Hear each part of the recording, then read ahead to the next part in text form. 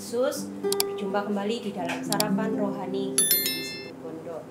Puji Tuhan, saya percaya pagi hari ini kita semua diberkati Tuhan dan kita akan menerima berkat lewat firman Tuhan pada pagi hari ini.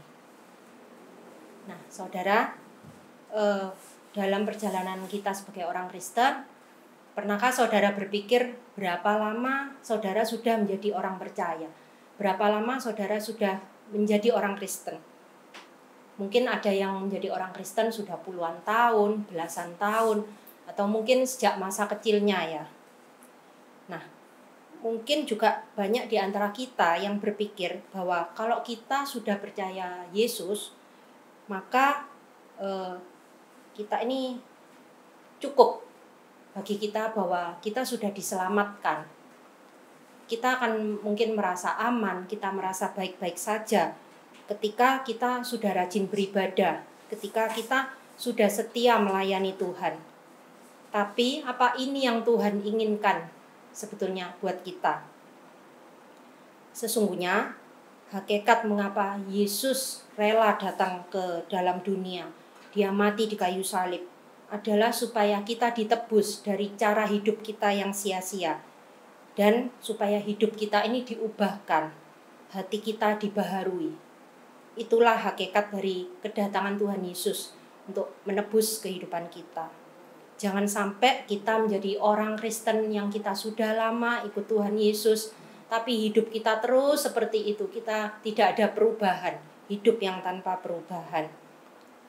Nah, perubahan dalam hati ini hanya bisa dikerjakan oleh Tuhan Yesus. Kematian Yesus di kayu salib adalah anugerah terbesar bagi manusia, supaya kita bukan hanya diselamatkan, tetapi juga mengalami kuasa salib Yesus itu. Kuasa salib yang mengerjakan pembaharuan dan perubahan di dalam hati kita. Jadi, saudara, tidak penting, seperti saya katakan tadi, tidak penting berapa lama kita menjadi orang percaya, tidak penting seberapa baiknya kita melayani Tuhan. Yang Tuhan inginkan adalah hati kita yang dibaharui. Harus ada kerinduan dalam hati kita untuk kita mau dibentuk dan diubah oleh Tuhan. Dari hidup yang lama, dari kebiasaan lama yang tidak menyenangkan hati Tuhan, kepada hidup dan kebiasaan-kebiasaan yang baru yang sesuai dengan firman Tuhan. Roma 12 ayat 2, janganlah kamu menjadi serupa dengan dunia ini, tetapi berubahlah oleh pembaharuan budimu, sehingga kamu dapat membedakan manakah kehendak Allah, apa yang baik, yang berkenan kepada Allah, dan yang sempurna. Pembaharuan hati ini pasti mengubah cara pandang kita, respon-respon kita terhadap Tuhan, dan apapun yang kita hadapi. Jadi kuncinya adalah perubahan hati, pembaharuan hati dulu, baru cara pandang kita, perkataan kita, respon, reaksi kita itu akan diubah. Untuk mengalami perubahan hati memang tidak mudah, saudara. Memang tidak bisa instan. Semua ada prosesnya. Dan pertama yang harus kita lakukan untuk kita mengalami pembaharuan hati, itu adalah kita harus datang kepada Tuhan Yesus. Kita bawa, kita serahkan hidup kita seperti pujian yang saya nyanyikan tadi. Kita mau jujur kepada Tuhan, kita mau terbuka di hadapan Tuhan. Akui setiap kelemahan kita, akui setiap kekurangan kita, kegagalan-kegagalan kita. Sebab ketika kita membawa hidup kita kepada Tuhan Yesus, kita menerima, kita mengalami anugerahnya. Sering kita mendengar kata anugerah, tapi mungkin kita tidak ngerti apa itu anugerah. Roma 5 ayat 8 berkata, akan tetapi Allah menunjukkan kasih-Nya kepada kita oleh karena Kristus telah mati untuk kita ketika kita masih berdosa. Inilah yang disebut anugerah, saudara. Sebab tanpa anugerah kita ini sulit dilepaskan dari semua ikatan hidup kita yang lama. Karena bukan kita yang mengerjakan, bukan karena kebaikan kita, tetapi hanya oleh pengorbanan Tuhan Yesus. Semuanya dikerjakan oleh Tuhan Yesus, ditanggung oleh Tuhan Yesus di atas kayu salib.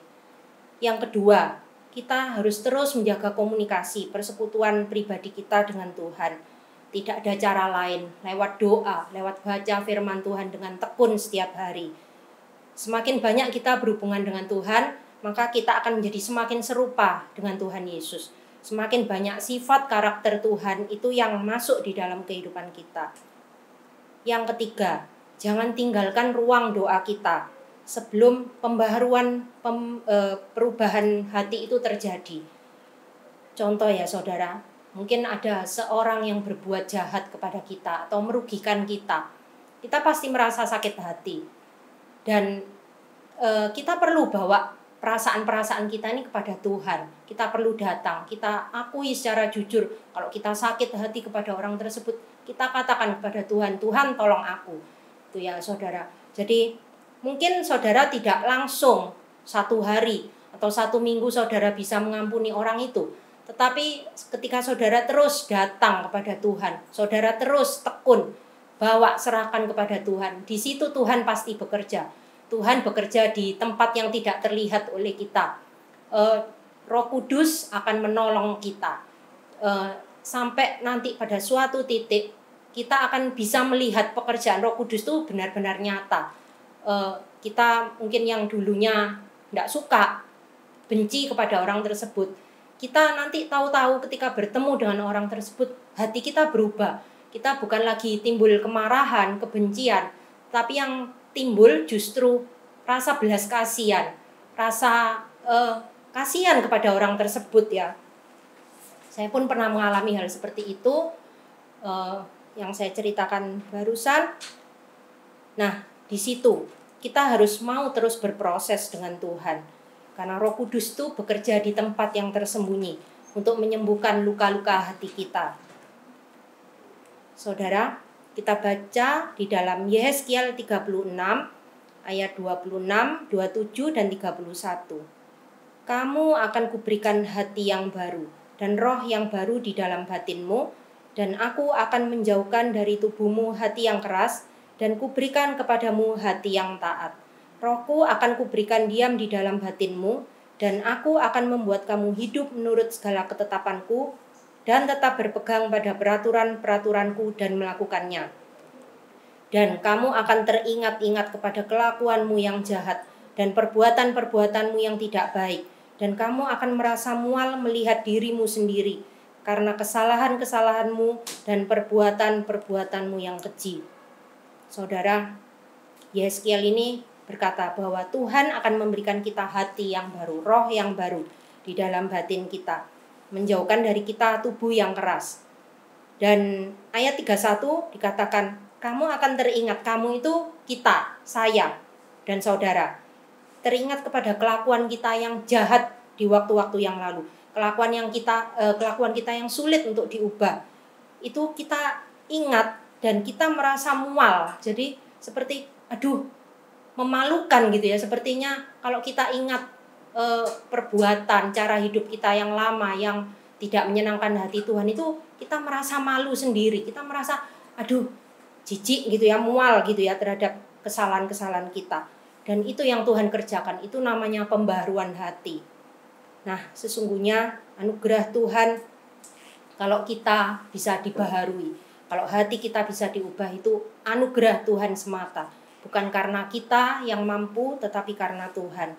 Tuhan Yesus melalui Roh Kudus mengerjakan pembaharuan hati kita.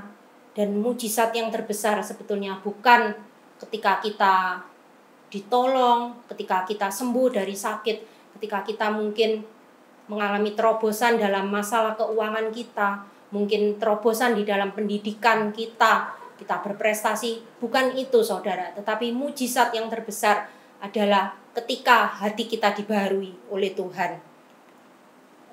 Itulah yang dikerjakan Tuhan Yesus lewat kematiannya. Mujizat terbesar yaitu adalah pembaharuan hati kita. Dan ketika hati kita berubah, maka cara pandang kita diubah, respon kita diubah, segala hidup kita, perkataan, perbuatan kita pasti akan berubah. Puji Tuhan, ini yang dapat saya sampaikan pagi hari ini. Kiranya memberkati dan Tuhan Yesus memberkati kita semua. Haleluya.